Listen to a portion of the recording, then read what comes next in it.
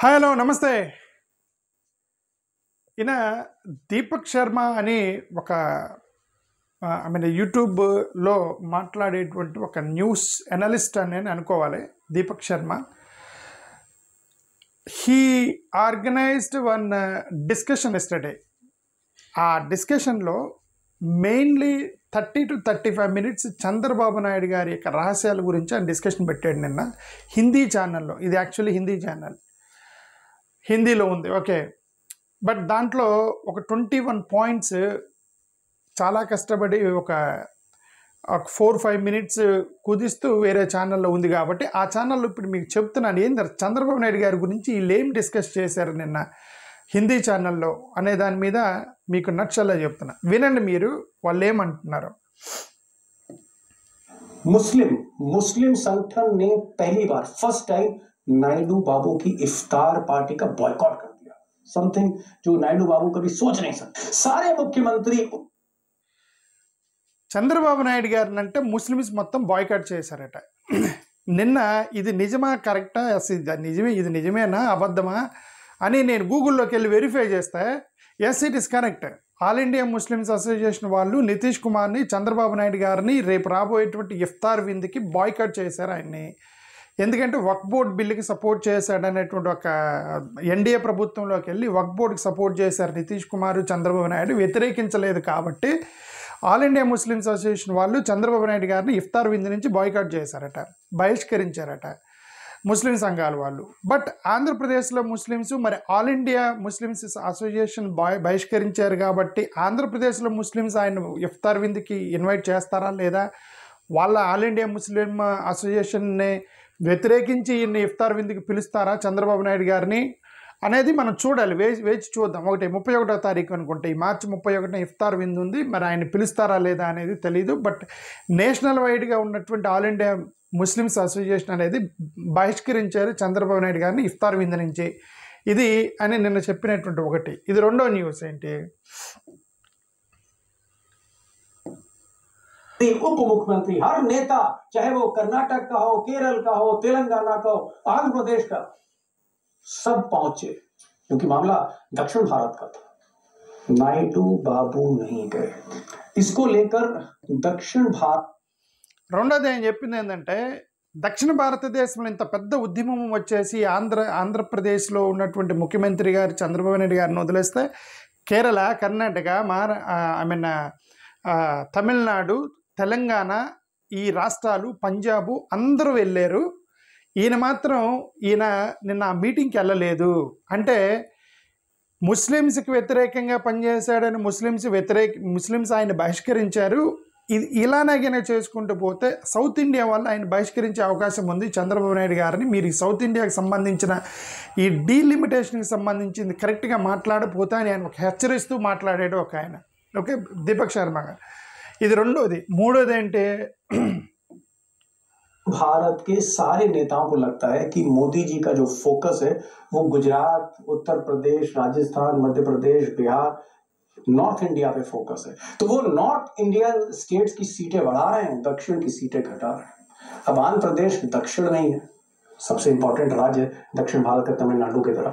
Mister Naidu को इस meeting में जाना चाहिए था, दक्षिण भारत के साथ खड़ा होना चाहिए था, लेकिन वो आज नहीं गए, घर में छुपकर बैठ गए. पहला झटका वक्फ बोर्ड कानून को लेकर लगा है, जहां पर భారతదేశంలో ఉన్నటువంటి ఆంధ్రప్రదేశ్ అనేది సౌత్ ఇండియాలోనే ఉంది. సౌత్ ఇండియాలో ఉంటే సౌత్ ఇండియా రాష్ట్రాలు మొత్తం కూడా వాళ్ళ సౌత్ ఇండియాలో సీట్లు తగ్గుతున్నాయని చెప్పి అందరూ పోరాడుతుంటే ఇంట్లో కూర్చున్నాడు చంద్రబాబు నాయుడు గారు వెళ్లకుండా అని చాలా తీవ్రమైనటువంటి ఆరోపణలు చేశాడు ఆయన, ఓకే. ఇది ఆంధ్రప్రదేశ్కి కోసం నిలబడతాడా లేదంటే రాజకీయ ప్రయోజనాల కోసం ఆంధ్రప్రదేశ్కి అన్యాయం చేస్తాడా లేదా అనేది అది కూడా మాట్లాడారు వాళ్ళు ఏం మాట్లాడారో చూద్దాం. ఇంకా నాలుగో విషయం ఏం మాట్లాడారు. यहाँ पर मुस्लिम सोच रहे थे कि नायडू और नीतीश उनके साथ आएंगे, न नीतीश गए न नायडू गए मुसलमानों के साथ. इन्होंने दोनों नेताओं ने मोदी जी को सपोर्ट किया है वक्फ बोर्ड पे.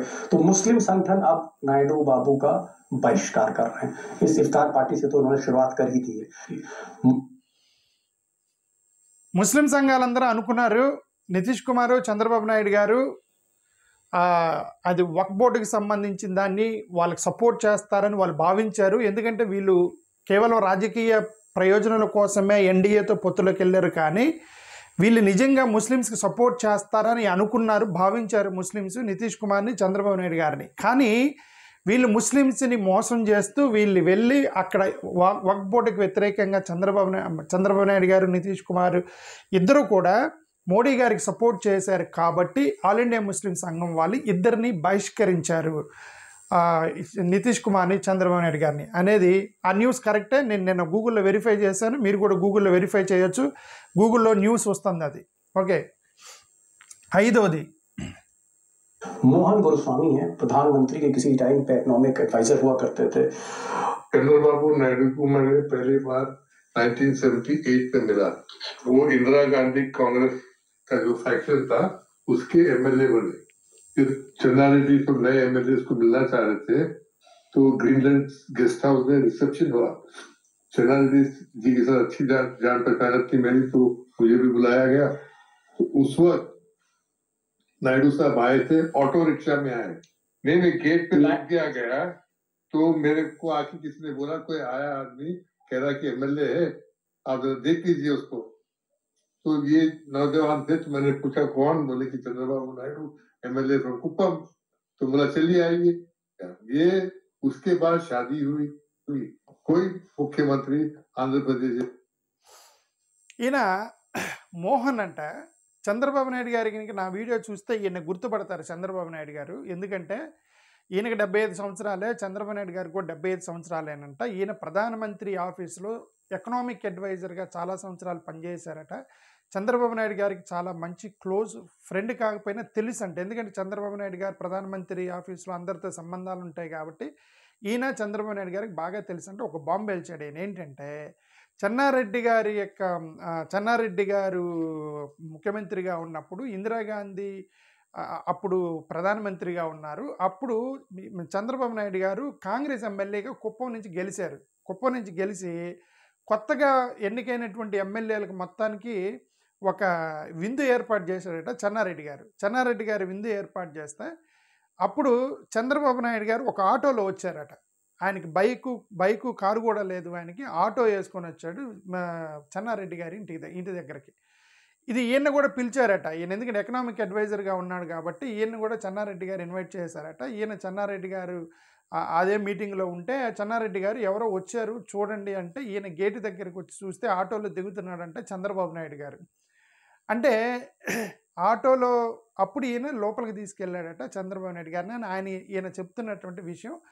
అది చంద్రబాబు నాయుడు గారు దీన్ని చూస్తే మరి ఆయన గుర్తు తెచ్చుకుంటారా లేదనేది మనం చూద్దాం.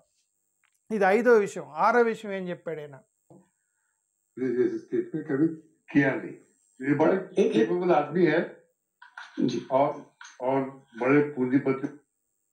అంటే 6వది స్కిప్ అయింది యాక్చువల్గా. 6వది ఏం చెప్పాడంటే ఆయన చంద్రబాబు నాయుడు గారు ఎన్టీ రామారావు గారు కుమార్తెను చేసుకున్న తర్వాతే ఆయనకు అదృష్టం కలిసి వచ్చి చాలా డబ్బులు సంపాదించాడని చెప్పాడు అనమాట 6వది. ఇది 7వది ఏం చెప్తున్నాడు?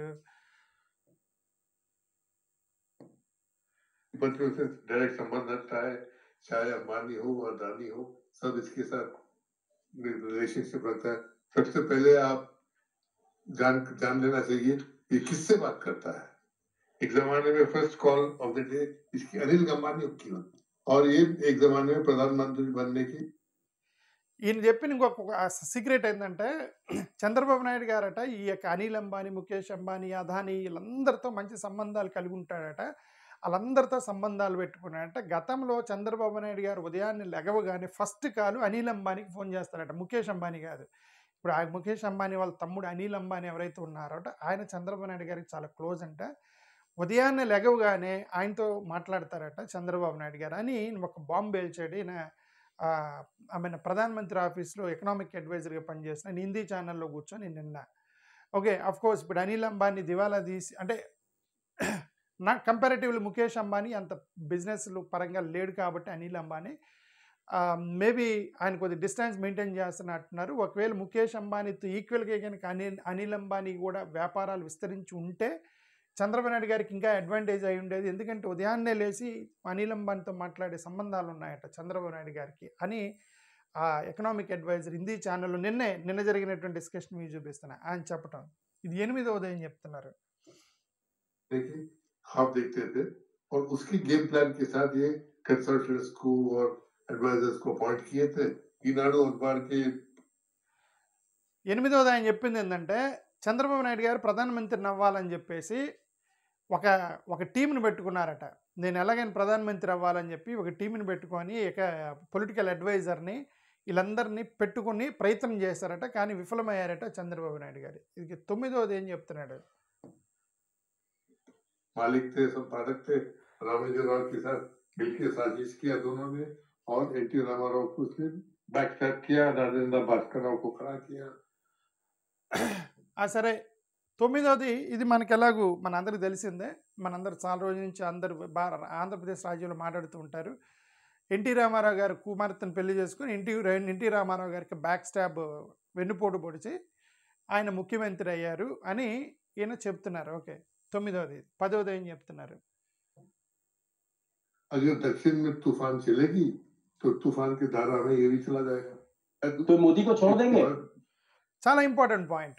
దక్షిణ భారతదేశంలో ఇప్పుడు వచ్చినటువంటి ఈ యొక్క తుఫాన్ ఏదైతే ఉందంటే ఏది డీలిమిటేషన్కి సంబంధించి కానీ హిందూ భాషను రుద్దటం కానీ ఈ తుఫాన్ ఏదైతే వచ్చిందో ఈ తుఫాను కనుక పెద్దదైతే మొట్టమొదటి కొట్టుకుపోయేది చంద్రబాబు నాయుడు గారు అన్నట్ట. ఈయనే చెప్తున్నారు. ఆయన చంద్రబాబు నాయుడు గారు ఫ్రెండే చెప్తున్నారు. చంద్రబాబు నాయుడు గారు జాగ్రత్తగా వినండి. ఆయన ఏం చెప్తున్నారో మీరు దక్షిణ భారతదేశానికి సంబంధించినటువంటి డీలిమిటేషన్కి దీనికి మీరు సపోర్ట్ చేయకుండా మీరు మోడీ గారితో ఉంటే మాత్రం ఒకవేళ ఇది ఒక సెంటిమెంట్గా రాజేసుకొని ఆంధ్రప్రదేశ్లో కనుక దక్షిణ భారతదేశం వైపుకి ప్రజలు మొగ్గారు అని అంటే నార్త్ ఇండియాకి వ్యతిరేకంగా మొట్టమొదటి ఆ తుఫాన్లో కొట్టుకుపోయేది చంద్రబాబు నాయుడు అని మీ ఫ్రెండ్ చెప్తున్నారు. వినండి జాగ్రత్తగా చంద్రబాబు నాయుడు గారు. 11వ విషయం ఏం చెప్తున్నారు. देखो छोड़ना पड़ेगा. पॉलिटिक्स मैटर ऑफ कंपल्शन छोड़ देंगे. इसीलिए मोदी जी भी अपनी तैयारी. ఇంకో విషయం కూడా ఏమన్నారంటే మంచి పని చెప్పారు. మీకు ఒక ఆప్షన్ కూడా ఇస్తున్నారు మీ ఫ్రెండ్. అంటే ఆప్షన్ కాదు ఆయన గెస్ట్ చేస్తున్నారు. మరి ఎట్లాగా మరి చంద్రబాబు నాయుడు గారు మరి మోడీ గారిని వదిలేస్తారా, మరి ప్రజల తరపు నిలబడతారా, మోడీ గారి కోసం అని చెప్పి మోడీ గారితో నిలబడతారా, సౌత్ ఇండియా వైపు నిలబడతారా అని అడిగితే ప్రశ్న ఇతను ఏమన్నారంటే చంద్రబాబు నాయుడు గారి మనస్తత్వాన్ని బట్టి చూస్తే 100% త్వరలో మోడీని వదిలేస్తాడు ఆయన. ఎందుకంటే సౌత్ ఇండియా వైపు నిలబడే అవకాశాలు ఉన్నాయి అని చెప్పాడు. ఒకవేళ జరగాలని నేను కోరుకుంటాను. ఓకే మీరు సౌత్ ఇండియా వైపు ప్రజల వైపు నేను నిలబడాలని నేను చంద్రబాబు నాయుడు గారిని కోరుకుంటున్నాను. 12వది तैयारी की है. वो पवन कल्याण जो है डिप्टी चीफ मिनिस्टर का उनके साथ उनकी तालमेल बनी हुई है. అందుకనే చంద్రబాబు నాయుడు గారు ఇట్లా ఎప్పుడైనా సరే ఈ సౌత్ ఇండియా పైకి వెళ్ళిపోతాడు, ప్రజల వైపుకి వెళ్ళిపోతాడు, మనల్ని మోసం చేస్తాడు అని చెప్పి నరేంద్ర మోడీ గారికి డౌట్ ఉండే పవన్ కళ్యాణ్ని లైన్లో పెడుతున్నాడు అని ఇది ఈయన అడ్వైజర్ ఈయన ఎకనామిక్ అడ్వైజర్కి పనిచేసిన ఆయన చెప్తున్నాడు ప్రైమ్ మినిస్టర్ ఆఫీస్లో. పవన్ కళ్యాణ్ అంటే లైన్లో పెడుతున్నాడట మోడీ గారు. ఓకే ఇది 12వది. और नायडू ने ये खेल खेला. आज तिरुपति देवस्थानम की जो स्टाफ है उसमें कहा कोई मुसलमान और क्रिश्चियन होना नहीं चाहिए. जो स्टेट गवर्नमेंट एम्प्लॉई है, स्टेट गवर्नमेंट कैसे पाबंदी रख सकता किसी की जात. సరే ఇది టీటీడీలో ముస్లిమ్స్ని క్రిస్టియన్స్ని మొత్తం తీసేశారు కదా. టీటీడీలో ఈయన ఏమంటారంటే స్టేట్ గవర్నమెంట్ ఎంప్లాయీస్ని ఈ మతం వాళ్ళే పనిచేయాలి, ఈ మతం వాళ్ళే పనిచేయాలని చెప్పి చేయడం కరెక్ట్ కాదు. చంద్రబాబు నాయుడు గారు అలా డబల్ గేమ్ ఆడాడు అక్కడ అని చెప్పి ఆయన ఒక ఎలిగేషన్ చేశాడు నేను హిందీ ఛానల్లో కూర్చొని. आज अनाउंस कर दिया तो डबल गेम खेल रहे हैं. देखिए छोड़ना तो पड़ेगा इनको, मोदी को इसलिए छोड़ना पड़ेगा क्योंकि डिलिमिटेशन और नरेंद्र मोदी ये दो ऐसे मुद्दे हैं जो दोनों एक साथ होते हुए दिखाई दे रहे हैं. उसके बाद चंद्रबाबू नायडू के पास तीसरा रास्ता नहीं है. हाँ जी అతను చెప్పింది ఏంటంటే ఇంకొక ఎనలైజరు చంద్రబాబు నాయుడు గారికి వేరే ఆప్షన్ లేదు.